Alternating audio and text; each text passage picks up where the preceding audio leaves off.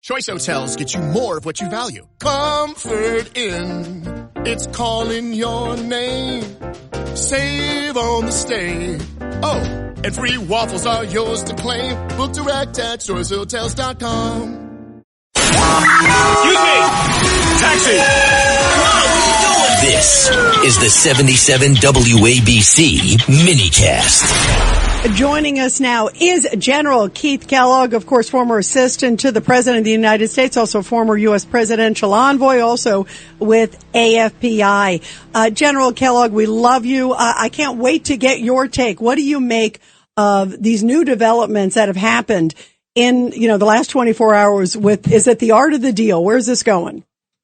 Well, I think everybody said, well, thanks for having me. Good to be with you. Look, I think everybody needs to sit back, and I think the next 48 hours is going to be kind of interesting with our negotiation team going forward.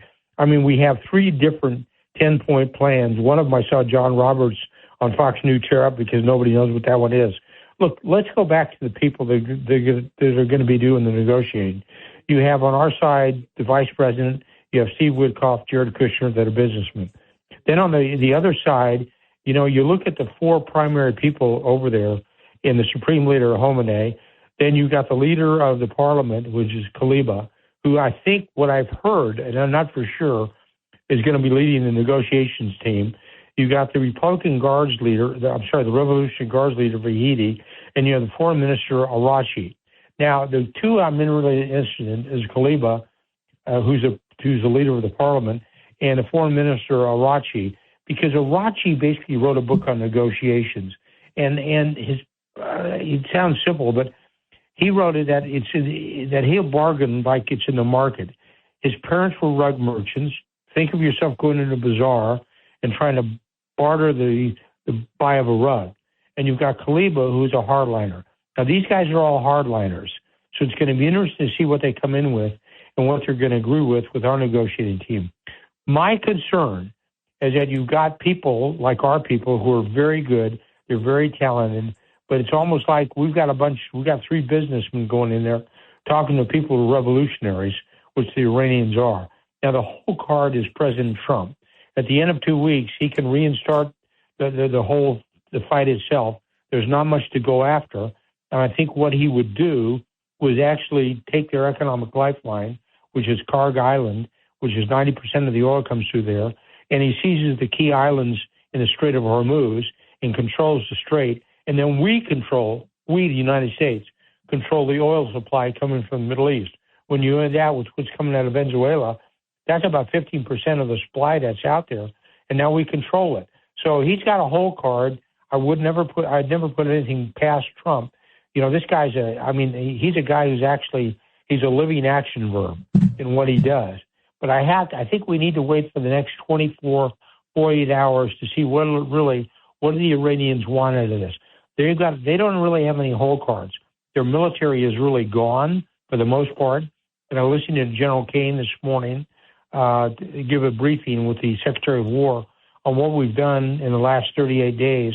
And we've basically destroyed their military. So they don't have much to fight back with. They've got a lot of bluster. They're going to talk a lot, but they haven't got very much. And at the end of 2 weeks, all the cards belong to President Trump. He can apply them. He takes away their economic lifeline. That's the American way of war. And it's basically you're going to burn their village and shoot them all. It's that way to go with it. But I would not trust the Iranians to negotiate in a fair manner. And I think the president has got the military means behind him. When you look what the American military has done and the ability to apply immense pressure on what's left of them. So what I wouldn't be doing is taking any stock in the Iranian position right now. They're going to come out hard. They're going to demand some things. But everything they demand, they're going to be coming from a loser's table. They haven't got the cards to play, and they haven't got the chips on the table. That's it, Rita. Yeah, let's pray. Rudy Washington. Yeah, General. It's good talking to you again.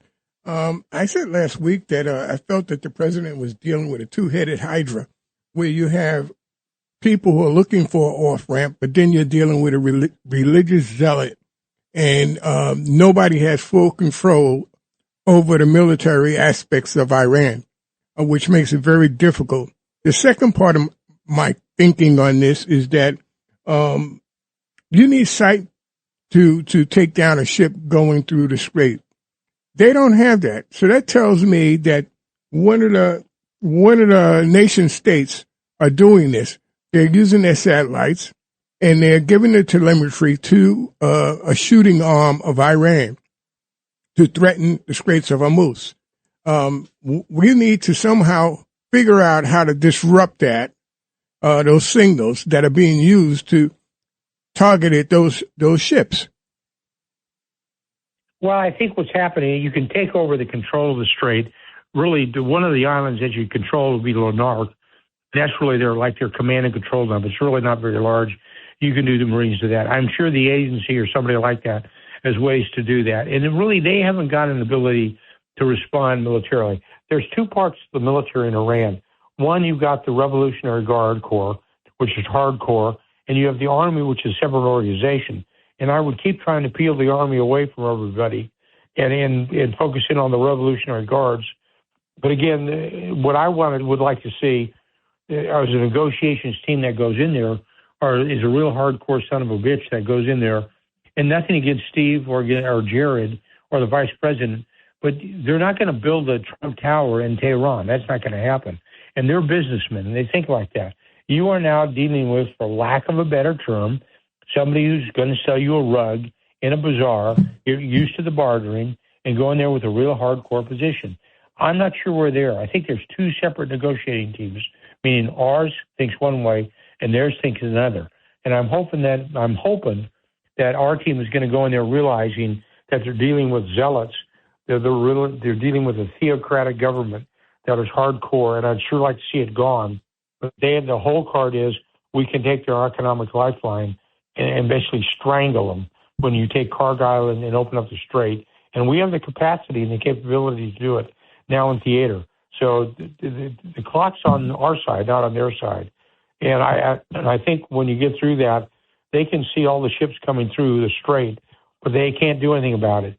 If we get those islands, we'll take away their shortest ship missiles, take away their mines. They don't have any fleet to do it. They've got these speedboats with which they're like drones with weapons on them, and we can handle those as well. They have not proven to have a single military that can prevent us from doing anything, to include, as just recently shown, daylight operations whenever we want to do it. Yeah, great points. And that's a good sign for us, obviously, and for the free world. Judge Weinberg. General, good to talk to you again, sir. This is my problem. You're dealing with a culture, both for a religious culture and a cultural culture, where lying is permissible, it's acceptable, it's part of what they do. So they'll yes you to death and then do whatever they want to do anyway. They'll promise you everything because it's all about regime survival. And as long as that regime, General, as you've said before, stays in place, they'll keep coming back and they'll keep coming back and keep coming back. And that's what we have to understand. And I'm not quite sure that the vice president understands this because he was not a big supporter of this war at the beginning. I think Secretary Rubio understands that. But the problem is this is a different kind of adversary. This is a religious cult. It's a doomsday cult. Your thoughts, sir? Well, I agree with you 100%. And that's the reason I said on the negotiations team, ours, which has got Jared Kushner and Steve Witkoff, who are fine men, and Jared and Vice President Vance. You know, these guys are going in there thinking this is a business deal. It's not. It's warfare. And you need to have a hardcore son of a bitch that goes in there and is basically going to say that to these guys, because the guys you're going to be negotiating with, primarily Taliba, who's runs their parliament, and Arachi, who's their foreign minister, are hardcore theocratic leaders from the Revolutionary Guards. And I think we need to understand that. We're not going to go in thinking these guys are Jeffersonian Democrats. They are not. So and I've been always a big advocate, is you seize their economic lifeline. And we've done it before, and we just have to do it. I think they're working with a guy like Trump. I don't think they've ever dealt with a guy like that before. General. But they're dealing with past presidents who've said things and never done anything. He's the first president that I've noticed that's really done something about Iran. And he's gone in and taken them out their nuclear capability. And I'd make sure that we also take charge of, take all the enriched uranium they currently have to make future weapons out there. And we don't let them enrich any more uranium. That's where I've come from. But you're absolutely right that we are now have two different negotiating teams, one an American team that doesn't quite understand these guys, and an Iranian team who are zealots. They're theocratic zealots that do it. And I just think we need to go in there realizing that they're zealots. General, and see what they're going to do. And I think for the next 2 weeks, it's going to be kind of interesting to see what they say. General John Catsimatidis, I just had one more question before we have to move on. And the fact is, does Israel in this particular case has a different agenda than the United States? Because President Trump, I understand, wants peace and to move on. And the Lebanon problem, Israel is continuing to bomb Lebanon. Lebanon is bombing Israel. That particular case, what the hell is going on? Well, I think that there's mixed signals on that. I think for the best part, we let the Israelis handle the Lebanese problem because that's where Hezbollah comes out of. When you think about it, they have not fulfilled the UN mandate there. The UNIFIL, the United Nations force on the ground, has been worthless. The Hezbollah has moved south of the Litani River.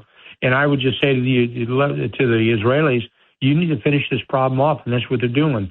That's their job. Their job is to finish it. I don't know if they're part of the process or not. If yes, they are. If no, they're not. Lebanon is or isn't. That's going to be up to the Pakistanis to resolve. But that's what I keep talking about. I've said this the third time, that you need to go in there with a real hardcore, not somebody like Jared and Steve who are businessmen, and say, well, it's sort of like this is what we want to do. No. We demand results because we hold all the cards. I agree. General Kellogg, thank you for everything you've done for our country and continue to speak out for our country. And well, we got 15 days to sort it out, and I'm very, very disappointed in some of those NATO countries. But let's talk again real soon. Thank you, General, so much. Thank you. We love having you. Thank you. Thank you.